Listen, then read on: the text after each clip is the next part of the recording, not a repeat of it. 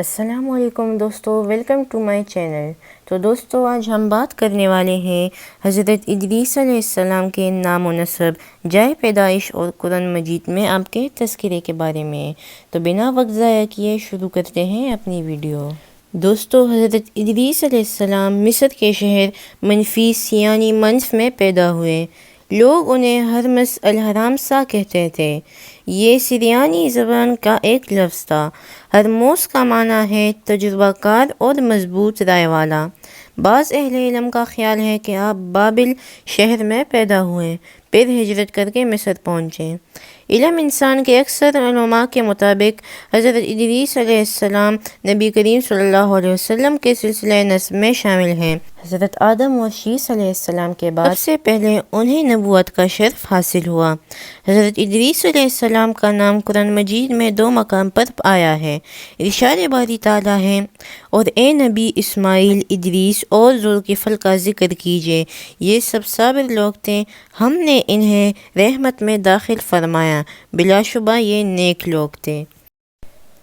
اور دوسرے مقام پر اللہ تعالیٰ نے ان کی بابت یوں فرمایا، اس مقدس کتاب یعنی کہ قرآن مجید میں ادریس کا ذکر کیجئے، بلا شبہ وہ بھی نہایت سچے نبی تھے، اور ہم نے ان کو اونچی جگہ اٹھا لیا تھا۔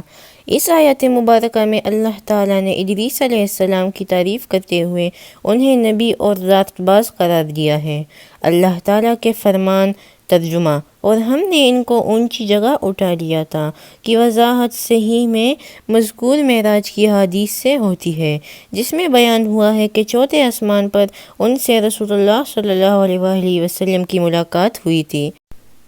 امام ابن جریر رحمۃ اللہ علیہ نے حلال بن یساف سے بیان کیا ہے، انہوں نے فرمایا، حضرت عبداللہ بن عباس رضی اللہ تعالیٰ عنہما نے میری موجودگی میں کعب احبار سے فرمایا، ادریس علیہ السلام کے بارے میں اللہ تعالیٰ کے اس فرمان یعنی کہ اور ہم نے ان کو اونچی جگہ اٹھا لیا تھا، اس کا کیا مطلب ہے؟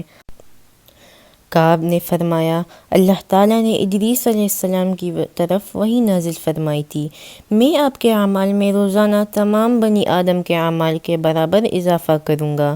اس سے غالباً ان کے زمانے کے تمام انسانوں کے اعمال کے برابر ثواب مراد ہے۔ ان کے دل میں خواہش پیدا ہوئی کہ ان کی نیکیوں میں بہت اضافہ ہو جائے۔ ان کے پاس ان کا ایک دوست فرشتہ آیا، انہوں نے ان سے کہا، میرے بارے میں موت کے فرشتے سے بات کیجئے تاکہ مجھے زیادہ مہلت ملے اور میں زیادہ نیکیاں کر سکوں۔ فرشتے نے انہیں اپنے پروں میں چھپا لیا اور انہیں لے کر آسمان پر چلا گیا۔ چوتھے آسمان پر اسے ملک الموت اوپر سے آتے ہوئے ملے۔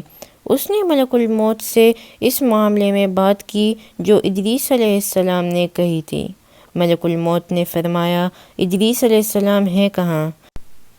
اس فرشتے نے کہا، وہ میری پیٹھ پر ہیں۔ ملک الموت نے کہا، تعجب ہے، مجھے بھیجا گیا تھا اور حکم ہوا تھا کہ ادریس علیہ السلام کی روح چوتھے آسمان پر قبض کرو۔ میں دل میں کہہ رہا تھا، وہ تو زمین پر ہے، میں ان کی روح چوتھے آسمان پر کیسے قبض کروں گا؟ چنانچہ انہوں نے وہاں ان کی روح قبض کی۔ اللہ تعالیٰ کے اس ارشاد میں اسی طرف اشارہ ہے۔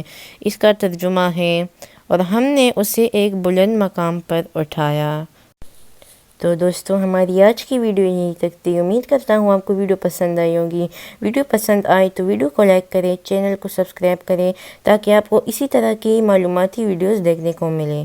تو ملتے ہیں نیکسٹ ویڈیو میں، تب تک کے لیے خدا حافظ۔